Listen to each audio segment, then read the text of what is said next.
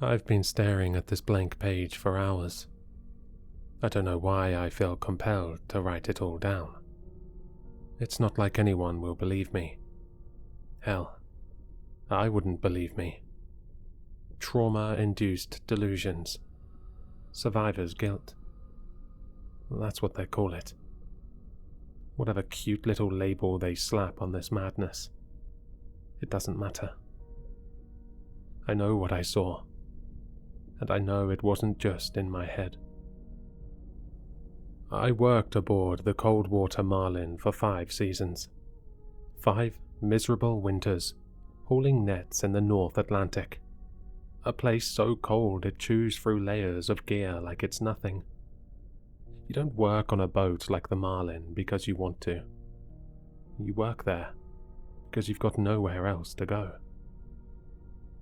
We were a rough lot.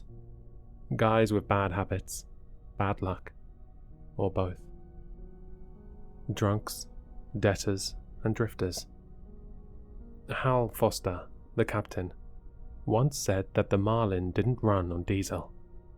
It ran on desperation. He wasn't wrong. We even earned the reputation as the Foster Kids. Ask around and they'll tell you why. They'd say, "Ain't no other daddy wants 'em." They weren't wrong. But none of us cared about all of that much. We had a job, and the captain treated us right. That being said, the ship itself was an old beast, rusted at the seams, groaning like an arthritic old man with every swell. Inside, it was worse. The walls were streaked with salt and grease, and the air smelled like rotting fish and diesel fumes. Everything felt damp, like the ocean had already started claiming her. Looking back, maybe it had. We'd pushed farther north than usual on that trip, chasing rumors of a dense shoal that would make the cold and misery worth it. Hal was restless this go-round. He spent his time chain-smoking in his cabin and muttering over the charts. Something about this run felt off. But we ignored it. You should never ignore it. The nights heading up there were the worst. Out in the open sea, the darkness comes alive. The sea whispers and howls, and the cold seems to rub against you, searching for cracks to slip through. And sometimes, if you stare out at the dark water for too long, you start seeing shapes. Things that move too fast to be fish. I always told myself it was just exhaustion. You end up telling yourself a lot of things out there. But all that was before we found her.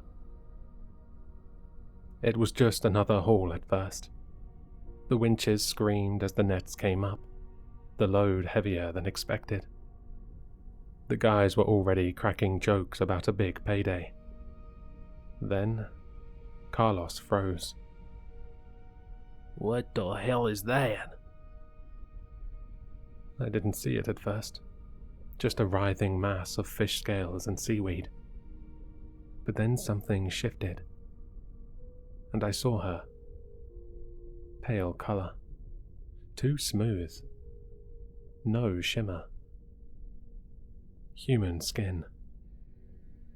She was small, no older than 8, her body tangled in the net.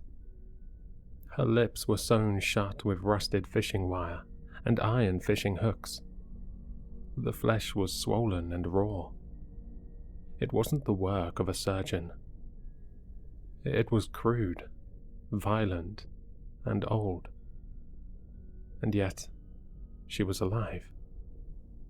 Her chest rose and fell in shallow breaths. Her hair clung to her face, matted with seaweed.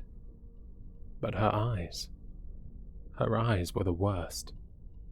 Wide open, staring, but seeing nothing. the same look as the mountain of fish pressed against her. "Pull her out!" Hal barked over the intercom, but his voice cracked, a sound I'd never heard from him before. Carlos and Jake hesitated, then reached into the net, their hands slick with fish slime. They laid her softly on the deck like she might shatter, but she didn't move. What do we do?" Jake's voice shook. He looked to Hal, but Hal was just standing in the wheelhouse, staring through the glass. Carlos didn't wait for an answer. "We can't leave her like this," he said, pulling out his knife. I wanted to stop him. I wanted to shout at him to stop and think that whatever was going on here wasn't possible. But instead, I just stood there and watched as he began cutting the wire. The girl didn't flinch, didn't make a sound. When the last piece came free, her lips parted, blood trickling down her chin. Then she opened her mouth. It wasn't a scream. It wasn't a word. It was a drone, low and humming. A noise that seemed to crawl into your ears and settle inside your skull. It wasn't loud, but it filled the air, vibrating in your bones, thrumming in your chest. Carlos stumbled back, clutching his ears. "What is—" he started to say, but he didn't finish. He turned and walked straight to the edge of the deck. I didn't understand what was happening.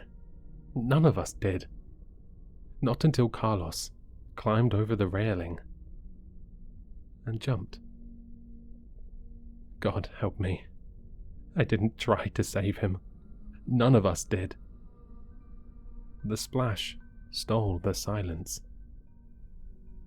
Then the girl sat up, her lips moving, the note growing louder.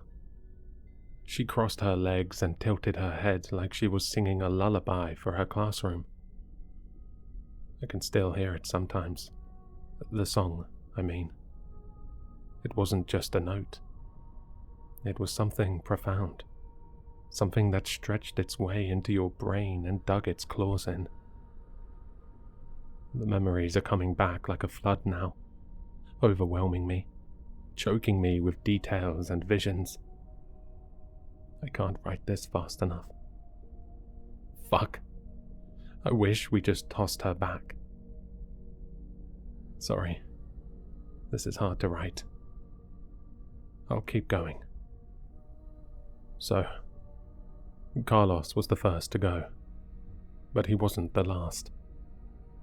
After he jumped, we just stood there, dumbstruck, staring at the dark water where he disappeared. It was Will who broke the silence, running to the edge, shouting, "Carlos!" His voice was raw. He belted to the railing, leaning so far over I thought he'd fall too. "Carlos, get back to the surface. We'll toss a line." He scouted over the railing, scanning the waves, but there was nothing. No sign of him, no thrashing, nothing but the endless churn of the sea. The girl didn't move. She just sat there on the deck, dripping wet, her head tilted slightly to one side, like she was listening to something in her ear. Her lips were moving, but that song, God, that song. It wasn't just in the air, it was in us, oscillating our teeth, buzzing behind our eyes. "Shut her up," Hal's voice cracked over the intercom. He was still in the wheelhouse, watching everything but not coming down. "Get her to stop." Jake was the one who went for her. Big, gruff Jake, who never flinched at anything, stomped right up to the girl. "All right, that's enough," he bellowed. He grabbed her by the shoulders, shaking her like she was a misbehaving kid. "Hey, shut it! Stop!" She didn't even look at him. Her eyes were blank, unfocused, like she wasn't really there. The sound kept coming, growing louder, sharper, like it was burrowing into our skulls. Jake's grip loosened, and he stumbled back, clutching his head. "Make it stop," he muttered, his voice cracking. "Make it stop. Make it stop." And then he turned, slamming his head into the steel wall of the cabin. Once, twice, 3 times. The wet, sickening crunch of bone and flesh made me want to gag. But I couldn't look away.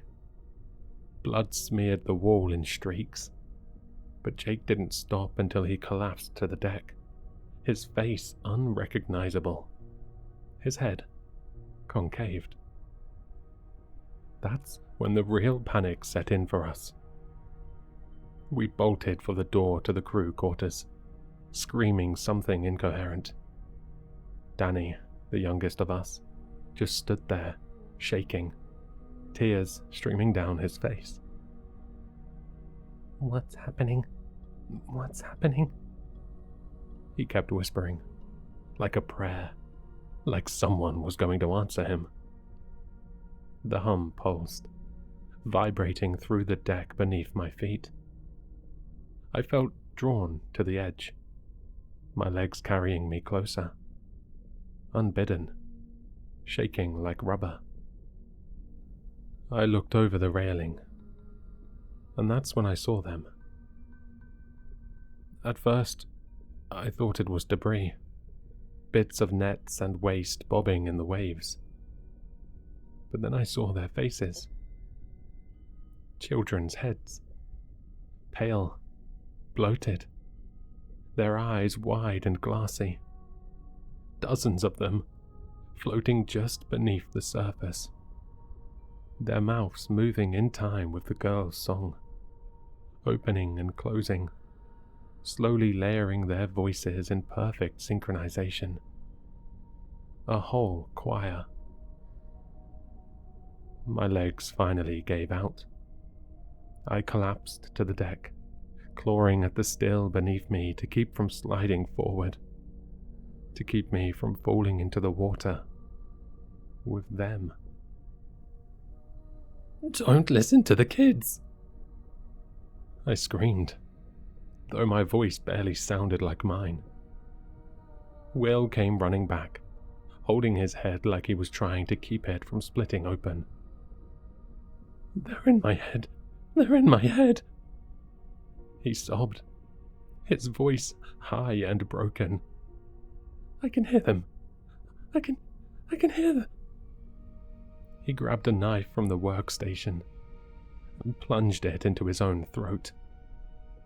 The blood sprayed in a hot, sticky arc, and he collapsed beside Jake's body, twitching as the life drained out of him. The girl finally stood up. Her movements were jerky, unnatural, almost thrashing. Her lips parted wider, and the sound shifted, becoming something more rhythmic, more euphoric. It hurt to hear it, but it was beautiful. Danny was next. He just walked past me, silent, tears streaming down his face. He slipped over Will's blood, leaving a long smear of red boot print. He straightened himself and continued. He just kept walking. He kept walking until he climbed right over the railing and stepped off, No hesitation, no struggle. Just gone. And the ocean he fell into wasn't quiet anymore. It erupted. The following waves sounded like a spasm of exploding glass, like 1,000 fish breaking the surface all at once. Danny didn't make a sound, but the ocean was roaring. I don't remember deciding to move, but I found myself running into the cabin. I knew I needed to find something to cover my ears. The corridors of the ship felt tighter than usual, closing in on me as the chorus echoed off the still walls. I grabbed anything I could find. Rags, duct tape, anything to stuff in my ears. I kept winding the tape over my head until my ears bled. Then I stepped back out on the deck to see if there was anyone I could help. I wish I didn't. Off near the bow of the ship, I saw 2 deckhands engaging with each other. Matt and Reynolds. Matt was standing over Ray with a wrench in his hand. He swung down. The crack was a sickeningly wet thud, almost hollow. I watched as Matt raised the wrench again. Another twist of his wrist brought the metal tool down again, and again, and again, until the wrench was hitting more deck than bone. I couldn't hear him, but it looked like Matt was screaming. I turned and darted back towards the stern. I found Stanley and Greg huddled together near the entrance to the wheelhouse. They'd stuffed their ears too, and we shared a look that didn't need words. I pointed to the door, asking them to open it. They shook their heads. Stanley motioned towards the observation window above us. It was painted red. Flickers of sparks and flames illuminated what should have been the control system. I looked back at the men. Greg made a pistol gesture with his hand, pointed it at his temple, then mimicked firing a shot. Captain Foster was gone. I slumped down next to the both of them. The song was piercing right through our ear protection. We knew we'd crack soon. We were just picking straws to see who it'd end up being first. And it turns out, it'd be Stanley. He ripped the tape out of his ears, screaming that he couldn't take it anymore, and ran for the edge. Greg tried to stop him, but he couldn't run as fast. I didn't even try. I couldn't. I watched Greg jump in after him. Instead of joining them, I ended up walking across the deck towards the cold storage containers.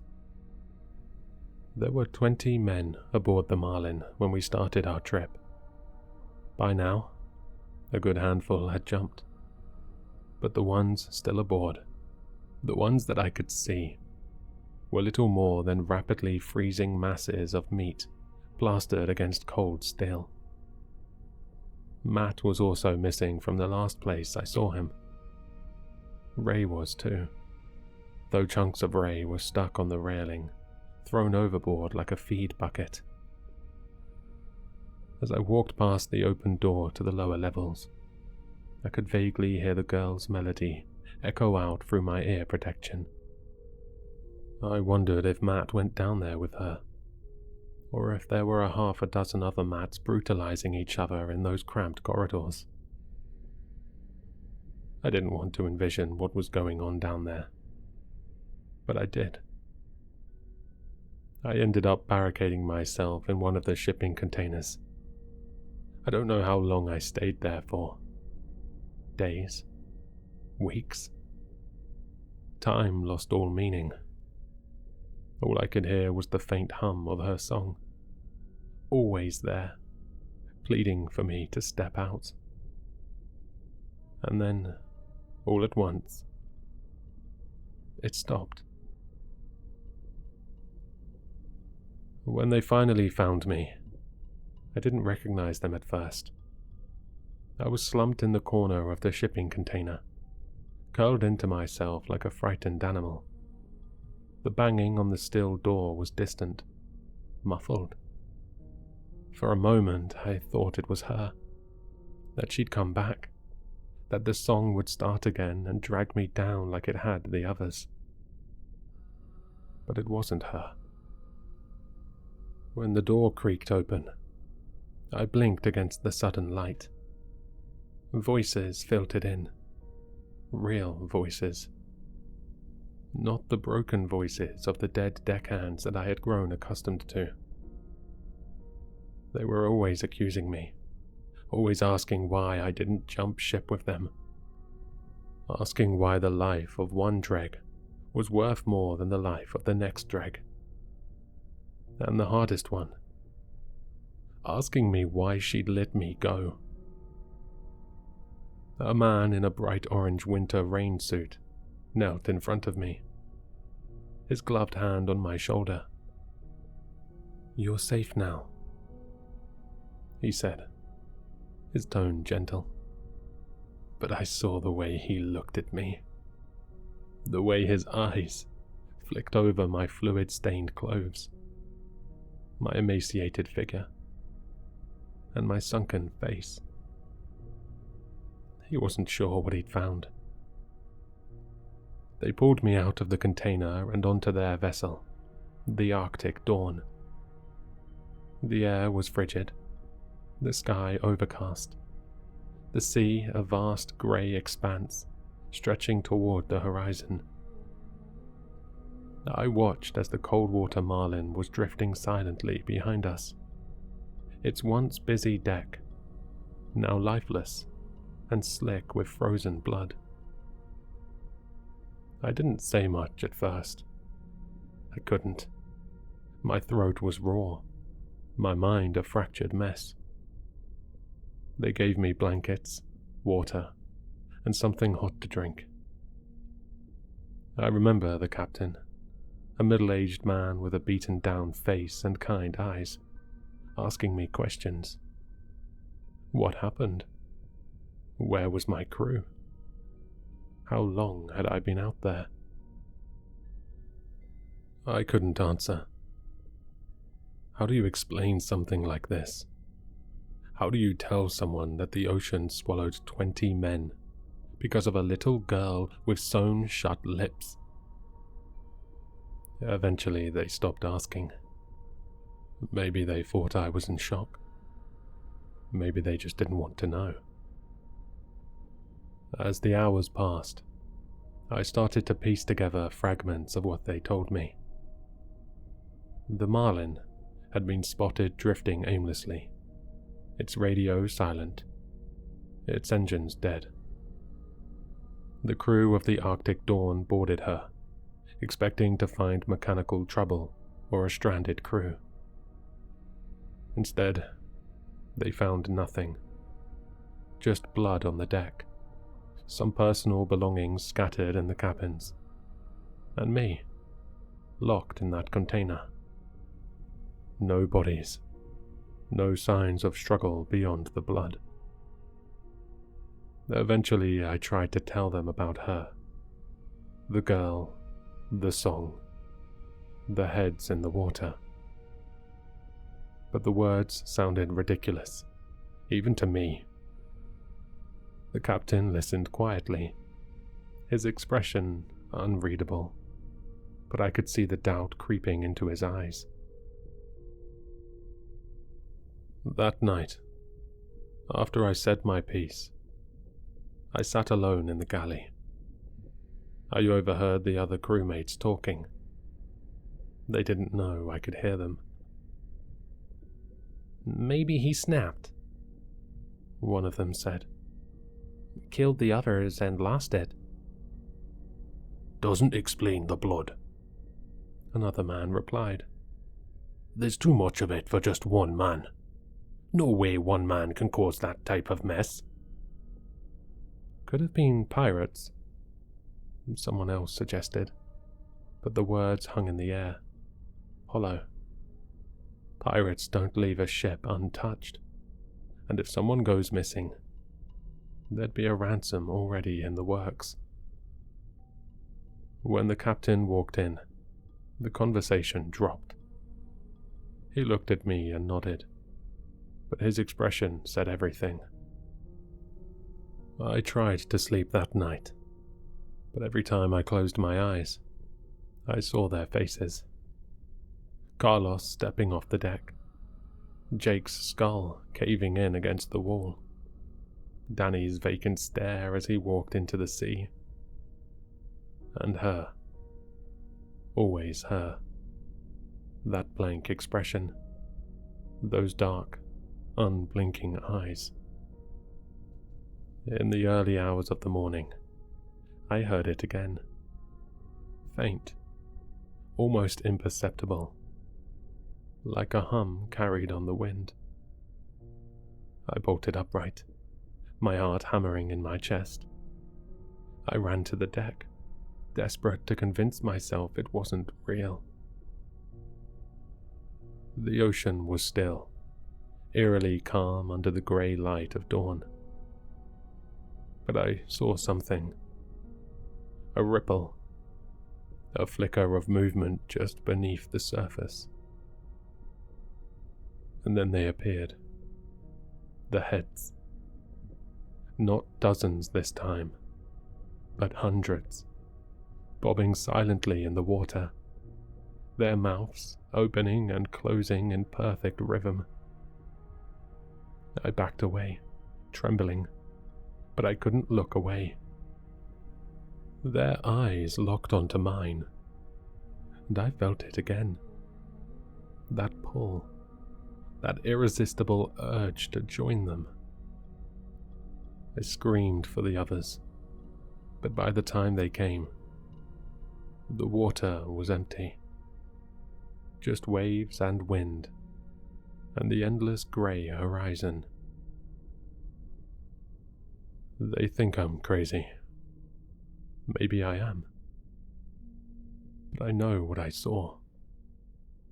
And I know it's not over.